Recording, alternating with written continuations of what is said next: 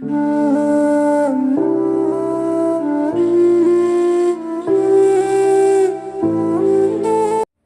పరిశుద్ధ నామమునికి మహిమ కలుగుగాక.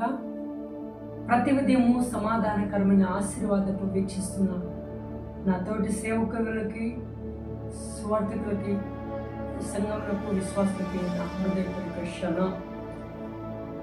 ఎలా ఉన్నారండి? ఉన్నారా? మీరు బాగుండాలని కోసం ప్రార్థన చేస్తున్నాను. చాలా సంతోషం. ఈ వాక్యం ద్వారా బలపరచబడుతూ ప్రభునందు అత్యధికంగా ఎదుగుతున్నారని నా దేవుని ఎంతగానో మహిమపరుస్తున్నాను. ఈ ఉదయం సమాధానకరమైన ఆశీర్వాదపు వాక్యం నిర్గమకాండము 33వ అధ్యాయము 17వ లేఖనము. కాగా యెహోవా నువ్వు చెప్పిన మాట చొప్పున చేసేదను, నీ మీద నాకు కటాక్షము కలిగినది, నీ పేరు పెట్టి నిన్ను ఎరుగుదని మోషేతో చెప్పగా. యెహోవా చెబుతున్నాడు మోషేతో, నువ్వు నా మాట వింటివి కనుక, నా మాట చొప్పున చేసింది కనుక నీ మీద నాకు కటాక్షం కలిగింది, అనగా దయ కలిగింది. ఈరోజు నువ్వు ఎవరెవరైతే దేవుని మాట వింటారో, ఎవరెవరైతే దేవుని అడుగుజాడలో నడుస్తారో, ఎవరెవరైతే దేవుని ఆజ్ఞ చొప్పున, దేవుని ఆలోచన చొప్పున ఉంటారో, వారిపైన దేవుడి యొక్క కటాక్షంలో పరిపూర్ణం. ఎప్పుడు ఇవన్నీ జరిగినప్పుడు ఆయన దయగల దేవుడు, కరుణ సంపన్నుడు, కృపగల దేవుడు. రోజు నీ మీద దేవుడు ఈరోజు వాగ్దానం చేస్తున్నాడు. ఈ రోజు ఒకవేళ తప్పుదమ్ములు చేసి, పాపములు చేసి, దేవుడి నామముని వక్రీకరంగా చేసినామేమో, ప్రభుని అంగీకరించి కూడా లోకాన్ని వెంబడించామేమో, ప్రభుని తెలుసుకొని కూడా నిష్టానుసారంగా జీవించామేమో, మరలా నువ్వు ప్రభు వైపు తిరిగి నన్ను క్షమిస్తావా ప్రభుని అడుగుతున్నావా? ఖచ్చితంగా ప్రభు యొక్క కటాక్షం.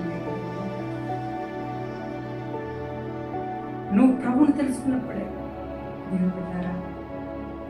ఈరోజు ఒకవేళ బాధతో ఈ వాక్యం ఇన్ని రోజులు ప్రభు మాట వినకుండా, ఇన్ని రోజులు నా ఆత్మీయ తండ్రి మాట వినకుండా, ఈరోజు దైవ సేవకుడి నోటి నుంచి వచ్చిన పరిశుద్ధాత్మ మాటలను తునీకరిస్తూ, ఆ మాటలను వక్రీకరిస్తూ, ఆ మాటల ప్రకారం జీవించకుండా, నా ఆలోచనలే దేవుడి ఆలోచన అంటూ, నా సొంత తలంపులే దేవుడు నాకు అనుగ్రహించాడంటే భ్రమపడుతూ, దేవుడికి బాధ కలిగించే రీతిగా, దేవుడికి దుఃఖం కలిగించే రీతిగా, దేవుడు నిన్ను అసహించుకునే రీతిగా చేసి, ఈరోజు ఒకవేళ ప్రభువా నీ ప్రార్థన గదిలో నన్ను క్షమిస్తున్నావా అని అడుగుతున్నావా? ప్రభు అంటున్నాడు, నువ్వు నా మాట చొప్పున చేసింది కనుక ఇక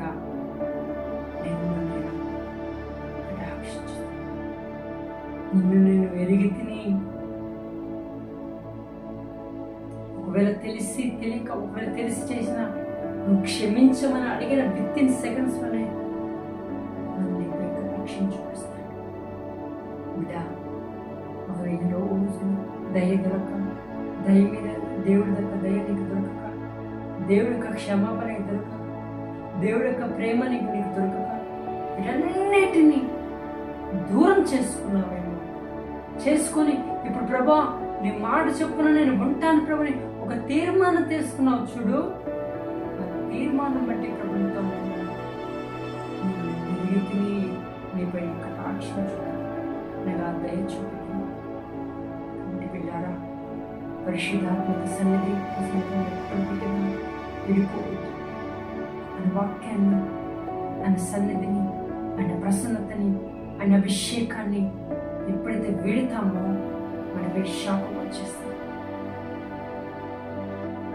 మనపై రోగం అనే శాపం, మరణం అనే శాపం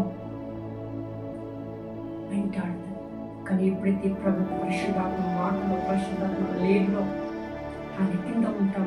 నీపై కటాక్షం కలిగి ఉన్నతమైన స్థాయికి తీసుకురా. అతనిగా ప్రభు నేను కృప చూపించి నన్ను రక్షించుకుని అనేక ఆశీర్వాదాలను ఉంచును కాక.